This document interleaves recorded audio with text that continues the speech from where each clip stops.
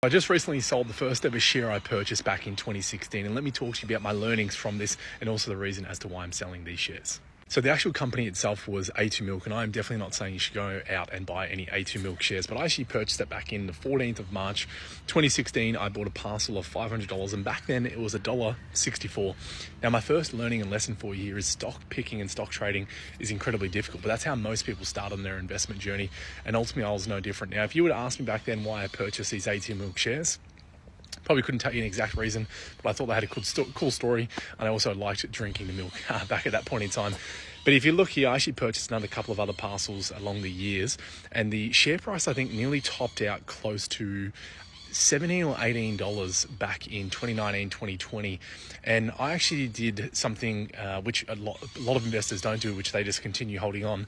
But I actually started taking some money off across the table along the journey. You can see here I purchased in at $1.64, bought the next parcel at $5.20, and then sold some. So my initial parcel I sold, and that went up about 4 times. And then I sold my other parcels towards the top end at 15, and I've been holding on to these A2 Milk shares ever since, and I sold them just last week. I still do own one A2 Milk share, and I hold on to that purely for the sake of holding that share forever because it was the first ever company I'd purchased into.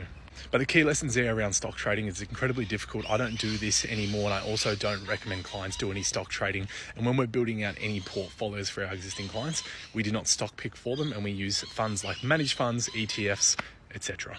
And then secondly, the reason why I'm selling these shares is because sometimes your investments run their course and there is a better alternative or a better way of deploying that capital into the future. And that's the exact decision I've made at this point in time. We're not talking huge amounts of money for the shares that I've sold, but I'm going to be taking those money from the sold A2 Milk shares and redeploying that capital into some better investments, of which I think will give me a much greater return into the future.